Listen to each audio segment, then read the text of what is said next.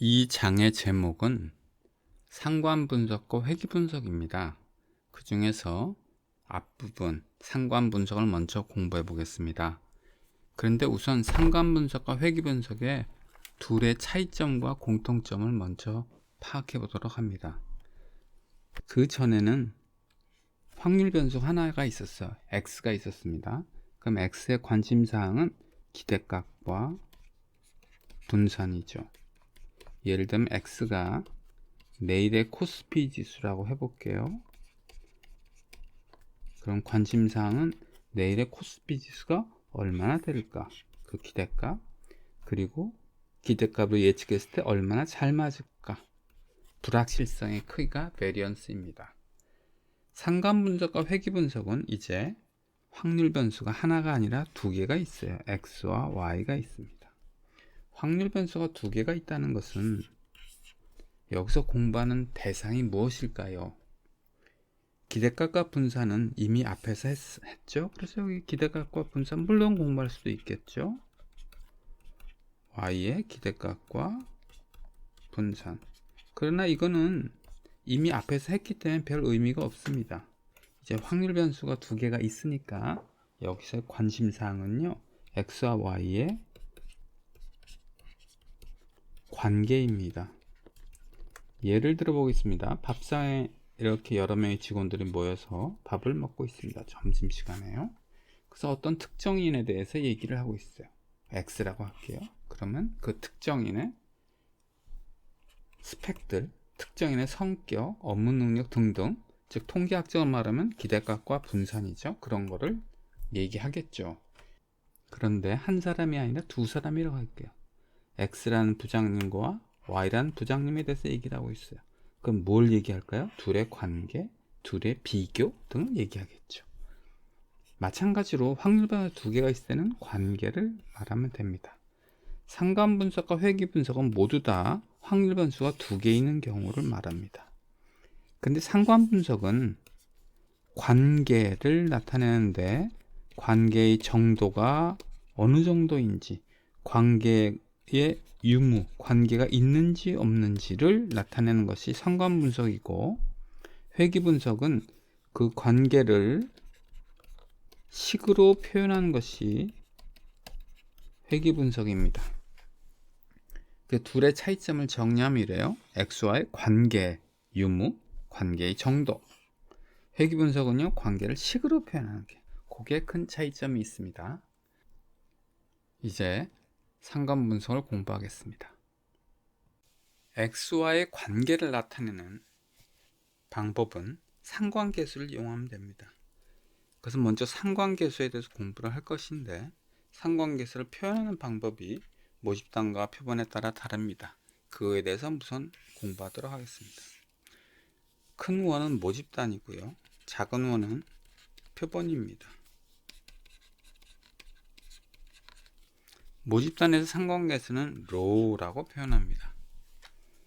상관계수를 공부와 비슷한 개념으로 공분산이 있으니까 공분산부터 먼저 공부를 하겠습니다. x와의 관계를 나타내는 공분산은 다음과 같습니다.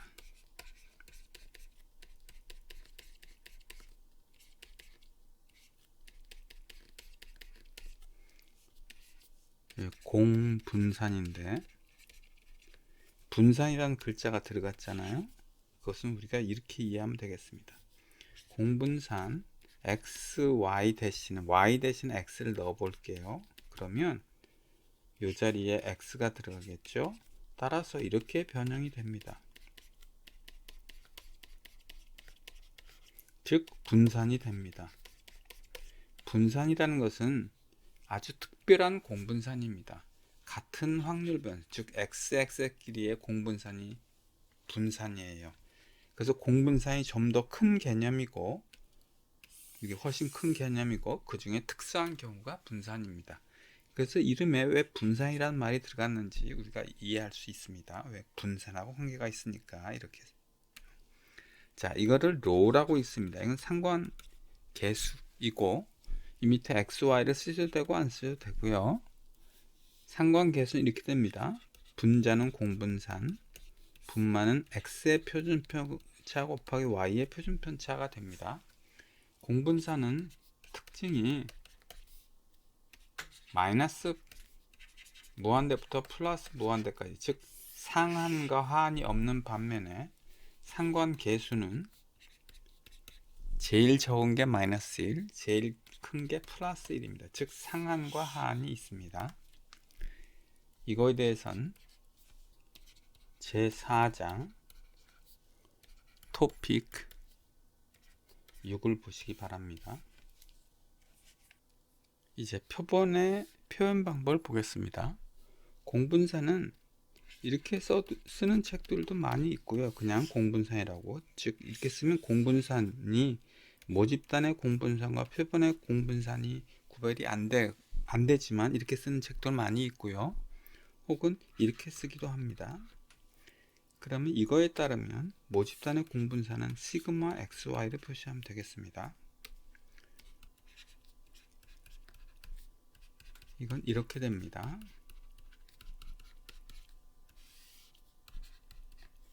자, 여기서 유의할 점은 n-1이라는 거.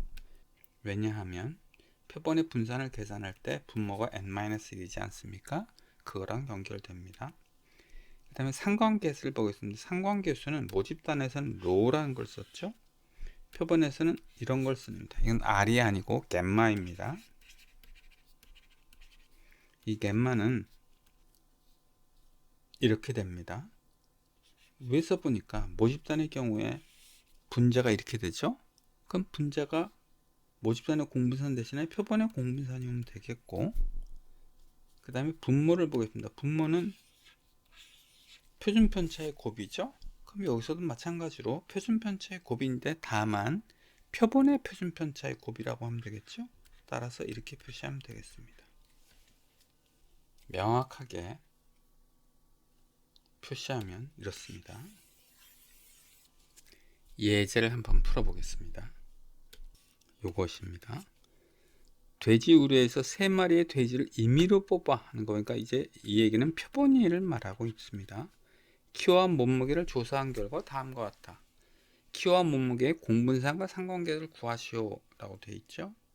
자, 여기서 키를 x로 놓고 몸무게를 y로 놓겠습니다. 표본의 공분산은 공식이 이렇게 됩니다.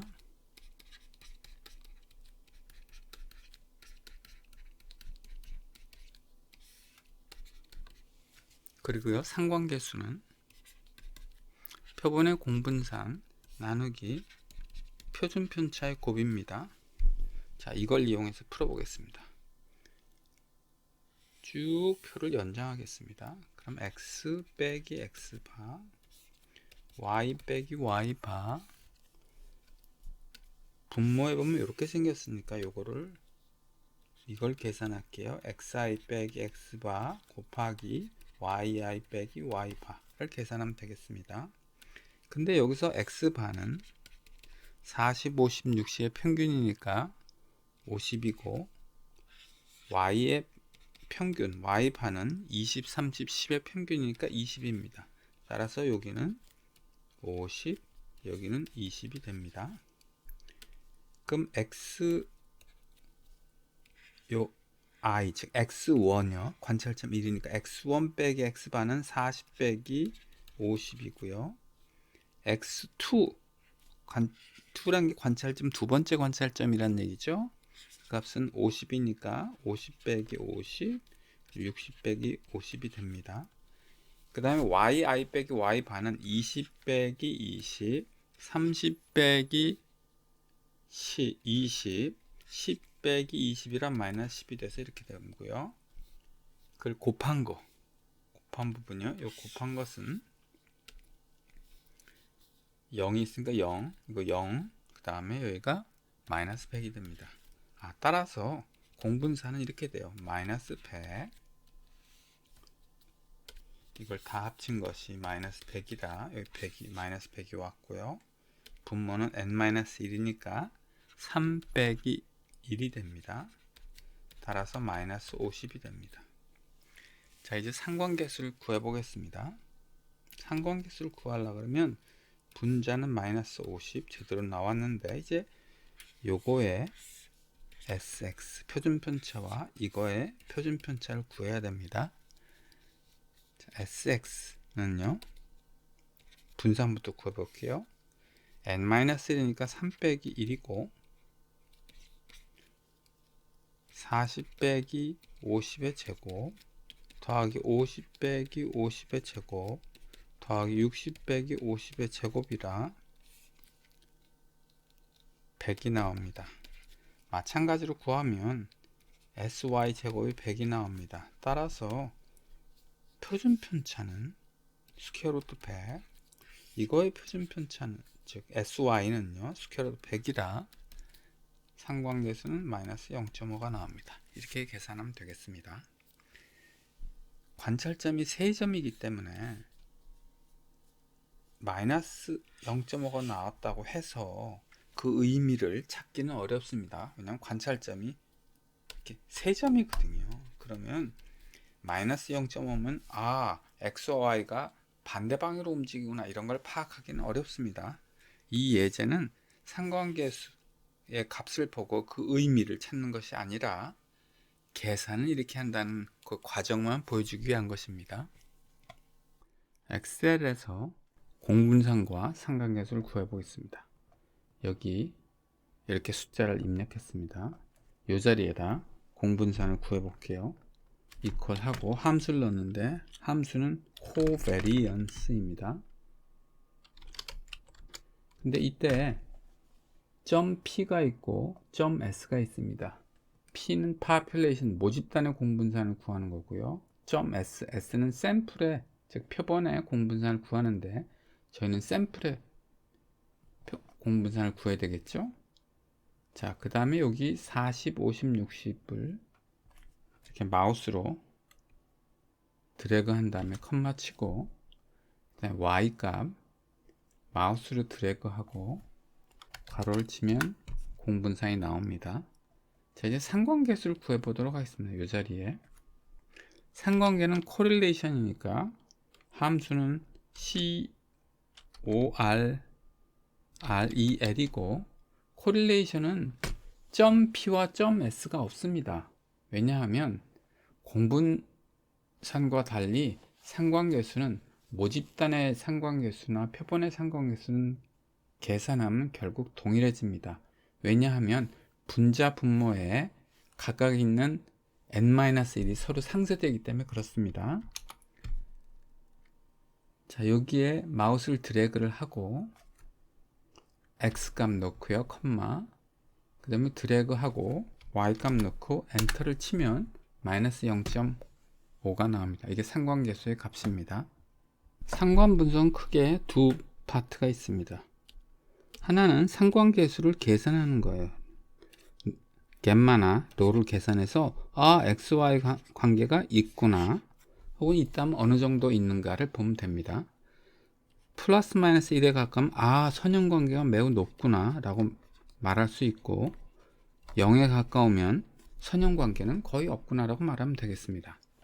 또 하나 두 번째 파트는 이 부분입니다. 검정입니다. 모집단 상관계수는 검정이에요. 모집단의 상관계수는 로라고 표기를 하고 표본의 상관계수는 겜마라고 표기를 하는데 이 겜마와 표본의 크기를 보고 이 로에 대한 검정을 하는 겁니다. 이것은 마치 모집단 평균에 대한 검정과 동일합니다. 모집단 평균을 검정할 때 뭘 보죠?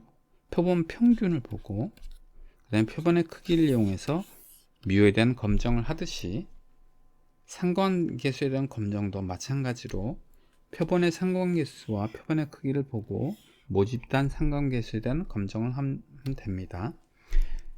검정 순서는 일반적인 검정 순서와 동일합니다. 첫 번째 할 일이 뭐냐 하면 가설의 설정이에요.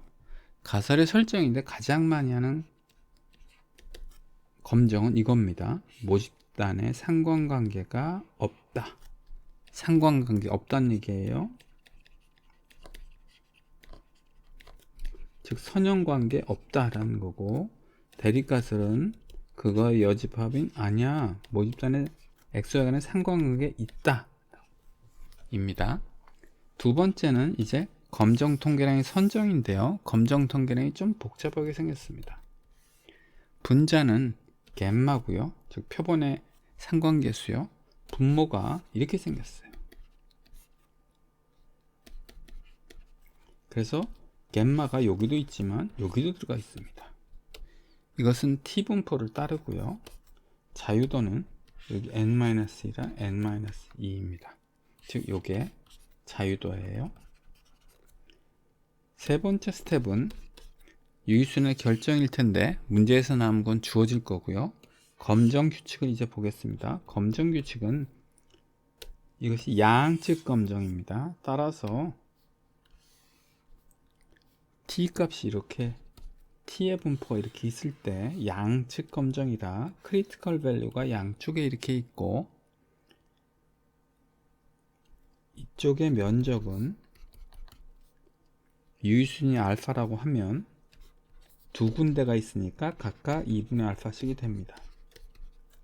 그래서 이 크리티컬 밸류의 값은 t의 서브스크립트 2분의 알파고요. 여기는 마이너스 t의 서브스크립트 2분의 알파입니다. 검정 통계량의 값이 이 안에 들어오면 기무가설을 채택하고 이를 벗어나면 기각하면 됩니다.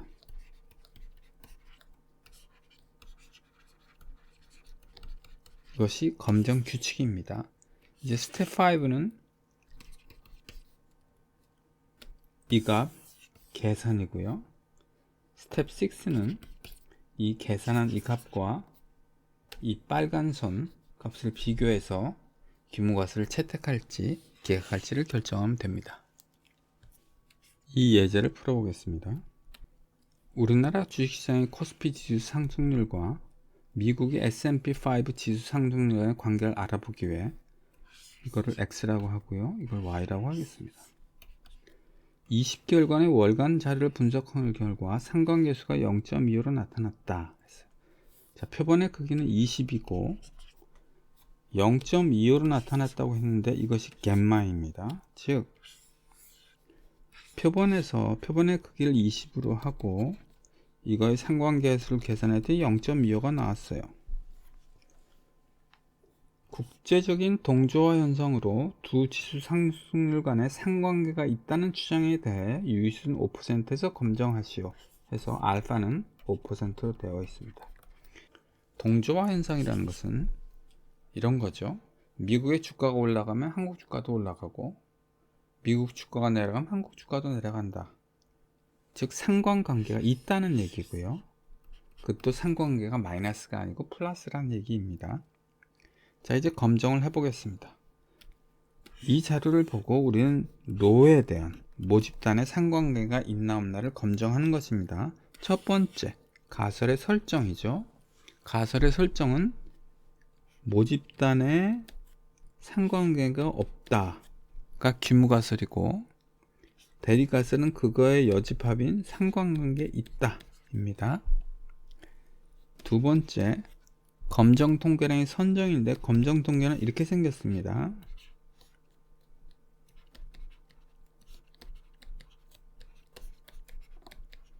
세 번째, 유의수는요 여기 5%라고 나와 있습니다. 네 번째, 검정 규칙을 보겠습니다. T분포가 이렇게 되어 있는데 양측 검정이죠. 기무가설이 이퀄이라고 되어 있고 대립가설은 이퀄이 아니라고 되어 있으니까 양측 검정이라 크리티컬 밸류가 이렇게 되어 있고 양쪽에 즉 기무가설이 맞을 때 기무가설을 기각할 확률 합치면 알파인데 그 5%라 각각 2.5%가 되겠습니다. 이 빨간 선 크리티컬 밸류는 t의 서브스크립트 2.5% 이쪽은 마이너스 t의 서브스크립트 2.5%인데 지금 자유도가 20 빼기 2라 18이죠. 18일 때 이 값을 찾으면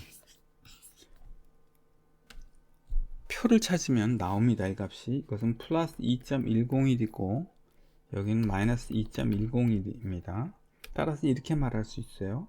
검정 통계량의 값, 이 값이 이 빨간 선 안, 즉 플러스 마이너스 2.101 사이에 있으면 규모가설을 채택하고 그를 벗어나면 기약한다 하면 되겠습니다.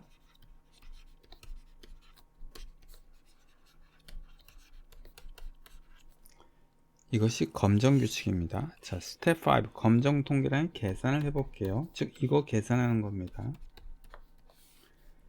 분자는 상관계수 0.25고요. 분모는 스퀘어루트 하고 1 빼기 0.25의 제곱, 그 다음에 분자는 n 빼기 2라 20 빼기 2가 됩니다. 이 값을 계산을 하면 1.095가 나옵니다.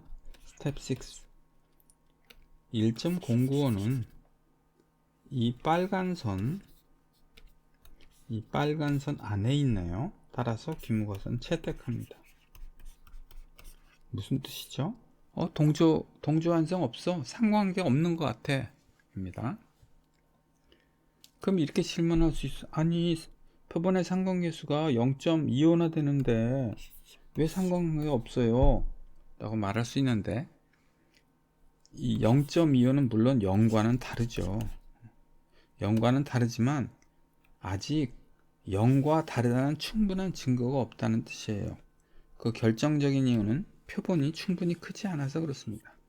만약 표본의 크기가 100, 200 정도 된다면 이 0.5는 0이 아니라는 판정을 하겠는데 아직 표본의 크기가 충분하지 않아서 표본의 상관계수가 0.25라고 해서 모집단의 상관계수가 0과 다르다는 충분한 증거는 없는 것 같아 라고 판정하고 있는 것입니다.